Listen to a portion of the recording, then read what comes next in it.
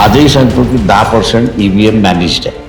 प्रत्येक ईव्हीएम मध्ये 10% मॅनेज. त्याच्यामुळे माझ्याबरोबर जे आता उभे राहिले नाही सगळे, त्याचं कारण बाहेर पडलं की त्यांना आतमध्ये बीजेपी बरोबर जायचं होतं. हे मराठा समाज मराठ्यालाच मतदान देतो, तो काही इतर ओबीसीला देत नाही, दलिताला देत नाही. स्थानिक स्वराज्य संस्थांच्या निवडणुकांमध्ये वंचित बहुजन आघाडीची मतं ही अत्यंत निर्णायक असतात. याआधी देखील आपल्याला वेगवेगळ्या निवडणुकांमध्ये बघायला मिळालं. अर्थातच आता ज्या महानगरपालिका निवडणुका आहेत तिथे वंचित बहुजन आघाडीची नेमकी भूमिका काय आहे आपण जाणून घेऊया.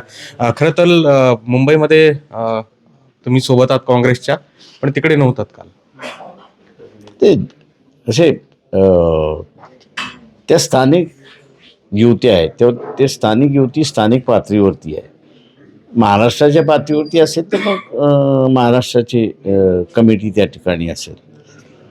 त्याच्यामुळे मुंबई कमिटीने ते अनाऊन्स केलं, मुंबई कमिटी पुरतं ते मर्यादित आहे. पण मग भाजपला रोखण्यासाठी तुम्ही काय रणनीती आखताय आणि वेगवेगळ्या ठिकाणी वेगवेगळ्या पक्षासोबत तुम्ही दिसताय भाजप?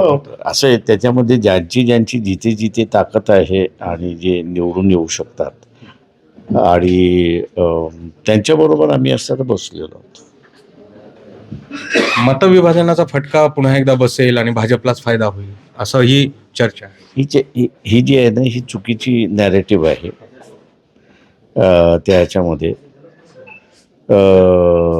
राष्ट्रवादीने लढू नये, दोन्ही राष्ट्रवादीने, तर त्यांचं हे नॅरेटिव्ह आहे. त्यांनी असं लढू नये म्हणजे असं विभाजन होणार नाही. त्यांचं असं मराठा समाजाचं मतदान आहे आणि मराठा समाज मराठ्यालाच मतदान देतो, तो काही इतर ओबीसीला देत नाही, दलिताला देत नाही. त्याच्यामुळे असं ह्या दोन्हींनी निवडणुका लढू नये आणि इतर जण जे बीजेपी बरोबर लढतात आहेत त्यांना असं पाठिंबा देऊन मोकळं व्हावं. विभाजनही होणार नाही त्यांच्या मताप्रमाणे आणि बीजेपीला हरवता येईल. तर दोघांनी इलेक्शन लढू नये. पण सोयीचं राजकारण करतायत दोघे जण, सोयीचं राजकारण करतायत दोन्ही राष्ट्रवादी. कुटुंबाचं राजकारण करतात, सोयीचं नुसतं कुटुंबाचं राजकारण, त्याच्या पलीकडे काहीच नाही. पण मग आता काय विलिनीकरणाची ही सगळी दिशा दिसतीये दोन्ही राष्ट्रवादी. ज्या पद्धतीनं शरद पवार यांनी आधी स्पष्ट केलं होतं आताच्या विधानसभेला की अजित पवारांच्या पक्षासोबत युती होणार नाही, आता मात्र दिसतंय की ते दोघे एकत्र लढतायत, तशी घोषणाही झाली. तेच घोषणा झाली ना त्यांनी की आम्ही एकत्र लढणार आहोत. त्याच्यामुळे आणि तेही घोषणा झालेली आहे की अजित पवारांच्या चिन्हावरती लढणार. त्याच्यामुळे विलिनीकरणच आहे. पण मग याचं पुढचं पाऊल काय असणार आहे? भाजपमध्ये प्रवेश? सुप्रिया सुळे केंद्रात मंत्री,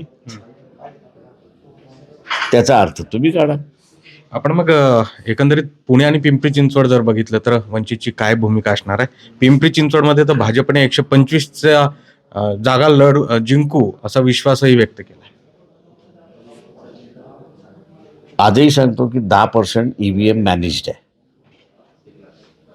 प्रत्येक ईव्हीएम मध्ये 10% मॅनेज आहे त्याच्यामध्ये, आणि उरलेलं मॅनेजमेंट जे आहे ते पोलिंग स्टेशन जे आहे तिथे होतं.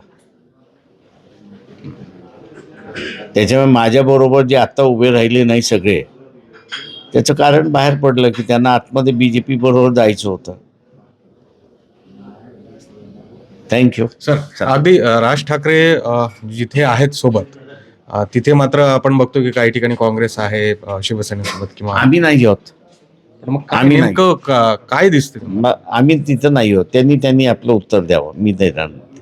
आपण बघतोय की एकंदरीत महानगरपालिका निवडणुकीमध्ये वंचित बहुजन आघाडीची जी भूमिका जी आहे ती स्पष्ट आहे की कोणत्या परिस्थितीमध्ये भाजपला रोखायचं आहे आणि त्यासाठी म्हणून जे इतर घटक पक्ष आहेत त्यांच्यासोबत आपण वेगळ्या स्तरावर युती करू असंही बाळासाहेब आंबेडकर यांनी स्पष्ट केले. सुरेश पाटील, गोविंद वाकडे, न्यूज 18 लोकमत, पिंपरी चिंचवड.